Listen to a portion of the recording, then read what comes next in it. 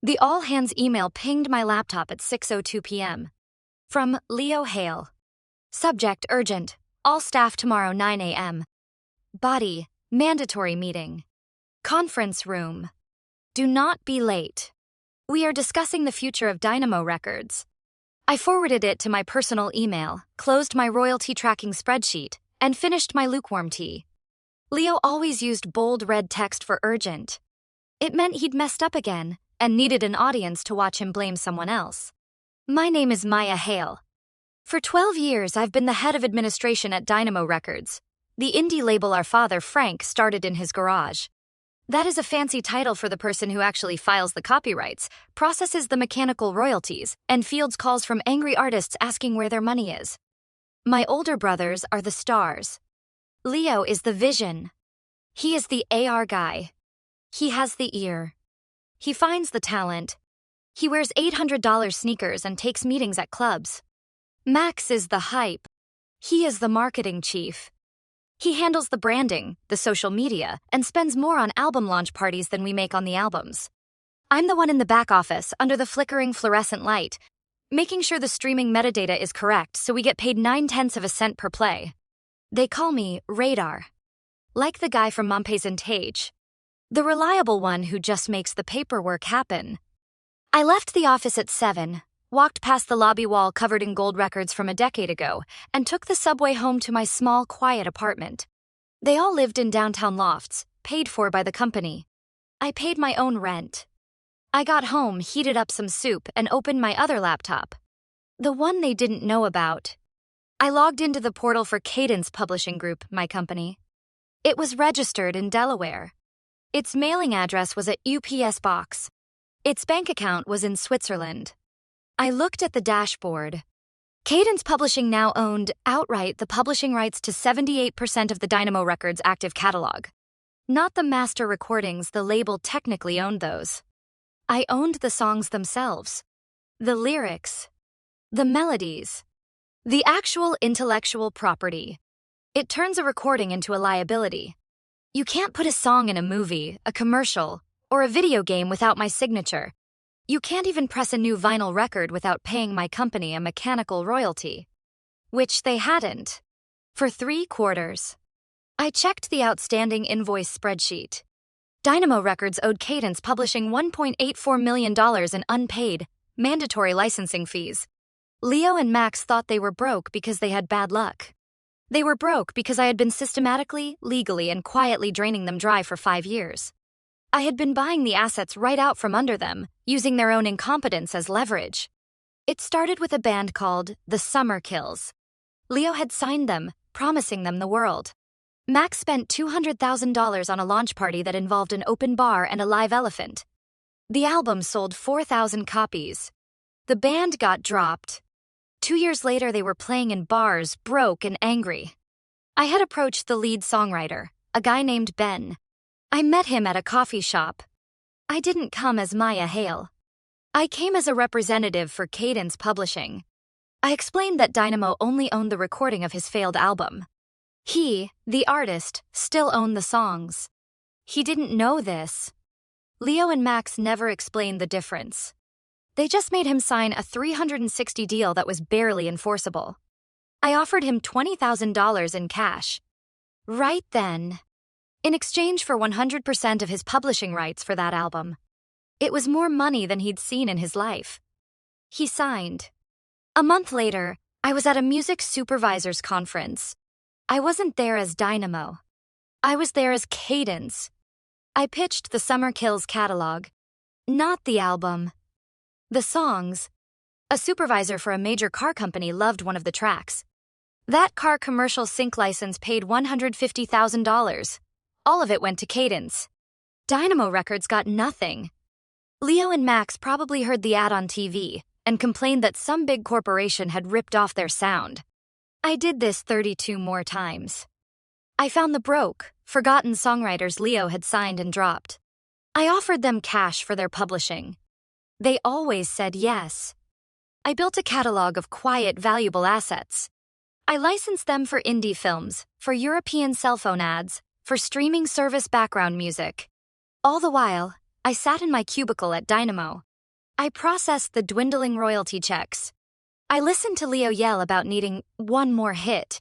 I watched Max approve a $50,000 budget for a TikTok influencer campaign. I took my small, steady salary, and I put every extra penny into buying more of their assets. The next morning, I got to the office at 8:45 a.m. I brought a box of cheap muffins from the corner bodega. I didn't see the point in wasting money on good ones. I walked into the conference room. The vibe was pure panic. Leo was pacing. Max was staring at his phone, his face pale. Our father, Frank, was there. He looked old and defeated. He was supposed to be retired, but he always showed up for the end of the world meetings. The rest of the staff, the two remaining graphic designers, the one overworked social media intern looked terrified. I set the muffins on the table. Nobody moved. Leo started the meeting. He talked about shifting paradigms and market disruption and streaming algorithms. He used every buzzword he knew to avoid saying the truth. Max finally broke. He blurted it out. Universal, the big label that distributed our music, was dropping us. Our line of credit was frozen. We had missed payroll. We were essentially finished. Frank put his head in his hands. He looked up, his eyes red. He said there was one last option. Our back catalog. The music from the glory days. He said Sony had made an offer. A lowball offer. $2.5 million for the entire Dynamo Records catalog. He said it was a fraction of what it was worth, but it was enough to pay off the bank, pay the artists, and shut the doors with some dignity. He called it an honorable death. Leo and Max nodded. They looked like they were at a funeral. Leo said it was the only way. To preserve the legacy. I had been quiet. I was just eating a blueberry muffin. I finished chewing. I wiped my fingers on a napkin. I told my father that was a problem. All eyes turned to me. I had never spoken in one of these meetings. I told him he couldn't sell the catalog. Leo actually laughed. He asked if I was sentimental. He said, "Maya, this is business, sweetheart. It is over." I shook my head. I told him no. It is business. You can't sell it because you don't own it. I pulled my personal laptop from my bag. Not the company one. I plugged it into the big monitor. The same one Leo and Max used for their hype reel presentations. I brought up the Cadence Publishing Group portal. I explained that Dynamo Records owned the masters, the physical recordings. But those recordings were worthless. To sell a catalog, the buyer needs both the masters and the publishing. The publishing is the song. And I owned the songs. I clicked to the Assets tab. A long list of artists and song titles filled the screen. All the Glory Day hits. All the one-hit wonders. All the failed bands. I pointed to the screen. I explained that Cadence Publishing, my company, held the exclusive worldwide and perpetual rights to 78% of the music they thought they were selling. Frank's face went from white to red. He didn't understand. He asked what Cadence was. Leo and Max were just staring at the screen. They were rereading the names. I told them, Cadence Publishing is me. I explained that for 5 years, while they were spending money on parties and sneakers, I was buying the actual assets. While they were late on royalty payments, I was offering their artists a lifeline. I paid them cash for the one thing they still owned. I then switched to another tab. An invoice. I told them that, in fact, the situation was worse. Dynamo Records had been illegally exploiting my property for 3 quarters. They had been streaming and selling music they didn't have the rights to. I had sent the DMCA takedown notices to Spotify and Apple myself. That is why the Universal deal fell apart. I killed the deal. I showed them the invoice. For $1.84 million. Payable to Cadence Publishing. Due immediately. I told them, you can't sell the catalog to Sony. You don't have a catalog. You have a pile of debt. And you owe it all to me. The room was silent. You could hear the air conditioner hum. The intern had her hand over her mouth. Leo looked like he was going to be sick. Max was just shaking his head, whispering, "No, no, no." My father stood up. He was shaking. He called me a snake. A traitor. He asked how I could do this to my family. I stood up. I told him he had it backwards. I did this for the family. The real family. The one he built and they destroyed. I was the only one who had saved the assets. The assets are the legacy. Not the brand. Not the logo. The songs. I told him the company, Dynamo Records, was dead. I was letting it die. It was an insolvent, mismanaged brand. I told the staff they were all laid off, effective immediately. Their severance checks would be mailed. I told the intern she was good at her job and gave her my personal card. I told her to call me in 2 weeks. Then I looked at my brothers and my father. I told them my offer. I was taking the office. The lease was being transferred to Cadence Publishing as partial payment on the debt. The name Dynamo Records was to be dissolved. I offered them jobs. My father could be an archive consultant. He would get a small stipend to help me sort the old vinyl. No authority. No checkbook. Leo and Max. I offered them positions. Junior talent scouts. They would have a small travel budget. They would send me demos. I would decide what to listen to. They would be paid minimum wage plus a small bonus if I actually signed a band and acquired their publishing. Leo started screaming. He threw a chair. He called me every name he could think of. Max just sat there crying into his hands. I picked up the last muffin. I told them they had 24 hours to accept the offer. If they didn't, I would file the $1.84 million lawsuit in federal court and seize their personal assets. Their lofts. Their cars. Everything. I walked out of the room. I walked back to my desk.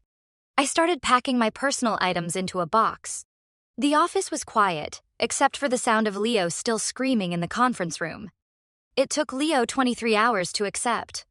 Max accepted in 2. My father never replied. That was the first day of my new life. The first day was all paperwork. I formally dissolved Dynamo Records. I had a long call with the bank explaining the asset transfer. I wasn't asking for a loan. I was informing them of the new corporate structure. Cadence Publishing, with its $2 million a year revenue stream in passive royalties, was a very good client. They were suddenly extremely helpful. I had the locks changed on the office. I spent the first week doing a deep clean. I fired the expensive PR firm Max kept on retainer. I canceled the leases on their 3 downtown apartments. I had the company Porsches repossessed. I sold the elephant-sized disco ball that hung in the lobby. I got $500 for it on eBay. Leo and Max showed up on Monday. They looked awful. They had no money. Their company cards were declined. I put them in the cubicles right outside my office. The ones I used to sit in. I gave them their first assignment. I gave them a list of 50 small, unsigned bands from college radio charts. I told them to listen to every single one and write a 1-page report on their publishing and copyright status. Not on their vibe. On their business. Max finished it in 2 days. His reports were surprisingly detailed. He was scared. Scared people are teachable. Leo turned in 3 sentences for each band. Things like no soul or derivative. I rejected his report. I told him to do it again and to include data on their streaming numbers and social media engagement. He cursed at me. I pointed to the security guard I had hired. He sat back down and redid the report. My father showed up at the end of the week. He didn't come to my office. He just went to the archive room in the basement. He started sorting vinyl. He didn't talk to me. That was fine. He was being paid. The next 3 months were a grind. I was no longer just an admin. I was the CEO, CFO, and head of AR all in one.